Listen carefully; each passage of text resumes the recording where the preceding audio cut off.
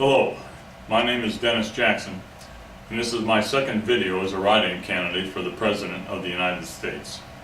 This video addresses a list of problems that need to be debated in this election and are being ignored, and contains examples of the incompetence of both the Democrats and the Republicans regarding two extremely important and costly issues facing the country today. I started writing the script for this video on the 4th of July. It has now been 232 years since Congress signed the Declaration of Independence in Philadelphia during that summer of 1776, and it is now less than 4 months before the United States of America takes its next major step in its process of freedom by electing its next president and members of Congress. It is this election that has caused me to raise my voice, for I am greatly concerned about both the problems, known, imagined, and unknown, that face this country and the so-called solutions being offered to fix them. The major problems that are receiving the most attention from the candidates and the media are the economy, rising gas prices, access to affordable health care, the housing mortgage crisis, comprehensive immigration reform, and the war in Iraq. Some of the major problems that are not being adequately addressed by the candidates and media are the cause and growth of America's uneducated and unskilled workforce, the cause and loss of America's manufacturing base and the very real risk to its transportation industry, the tremendous growth of government and its interference in American business and society, the continuing loss of American security and sovereignty, an actual fix to illegal immigration that will strengthen both the United States and Mexico, instead of the shallow, amnesty-oriented concept of comprehensive immigration reform, the weakening dollar, the myth of the benefits from unrestricted free trade, the biased and unfair proposed application of the fairness doctrine, the socialistic proposal by Democrats of the government takeover of American industries, and the arrogant assumption that it is an undeniable truth that global warming is beyond the realm of the laws of nature and is therefore man-made. These and other problems are not being included in the menu of presidential debate, but rather a selected diet of problems with a limited scope of vague solutions is all that is being fed to the American public, and that is unacceptable. There needs to be a vigorous debate on a wide range of problems with solutions that are bold rather than politically correct or pandering in nature.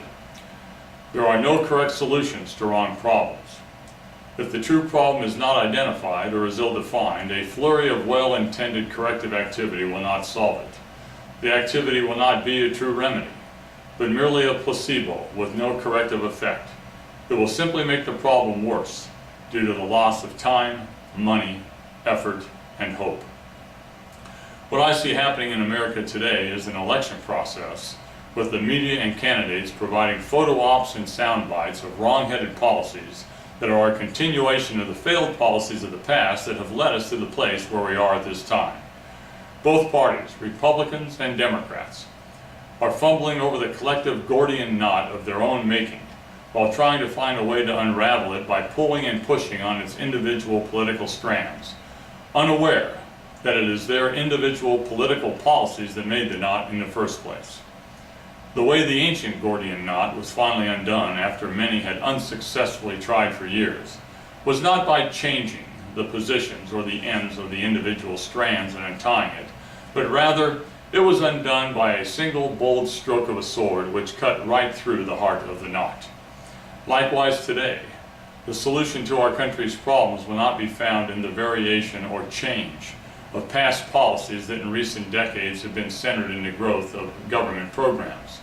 The solutions will be found in cutting to the heart of the problem by lessening the role of government and unleashing the one true remedy to solve our problems, and that is American free enterprise empowered by the American people living by American principles. The I can do it principles of hard work, self-reliance, and charity. In effect, we need to get back to the basics. The sweeping change or reform that is needed is not a vast expansion of government subsidies and services. The sweeping change needed is to return the responsibility of self, family, and community, and thereby the nation, to the American people. Let me illustrate by providing two examples of how incorrect government policy has created over the past several decades major problems that we face today. The first example depicts a problem showing how the government intruded into the private sector where it did not belong and did what it should not have done. The second is the inverse of the first, wherein the government did not perform the duty that was its alone to perform, and thereby has created huge private and public sector problems. The first example is the energy crisis, the cost of a gallon of gas.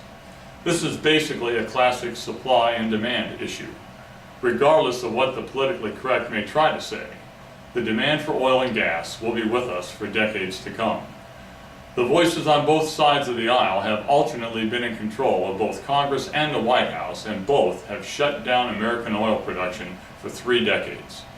Both parties are negligent and bear the responsibility for the tremendous loss of American wealth that is being drained daily out of the American economy and households.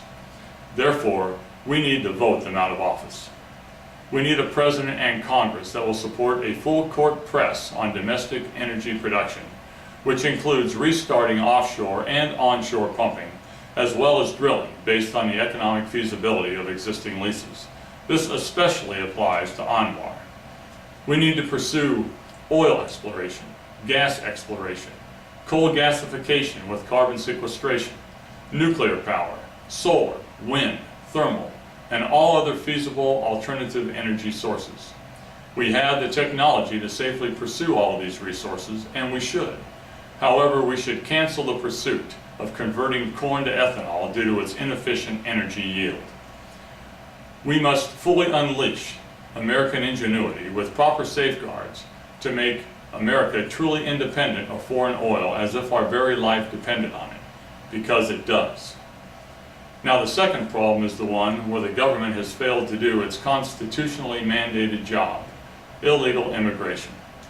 Since the last amnesty was granted over 20 years ago, again, both parties have controlled the White House and Congress, and both parties have left the border wide open to illegal immigration. To make matters even worse, they both were not content to just merely sit idly by as they surrendered American security and sovereignty, but they passed legislation which offered encouragement through government assistance to the illegal immigrants on the one hand, while tying the hands of law enforcement on the other hand. And this was done as another 20 million illegal aliens crossed primarily our southern border. Therefore, again I say, vote them out of office. We need a president and a Congress that will correct the huge illegal immigration problem that affects our schools, medical care, law enforcement, businesses, and culture. Without delay, the United States must secure the border and change the laws that are a magnet to illegal aliens. Amnesty, or a pathway to citizenship, is not a viable solution to the problem.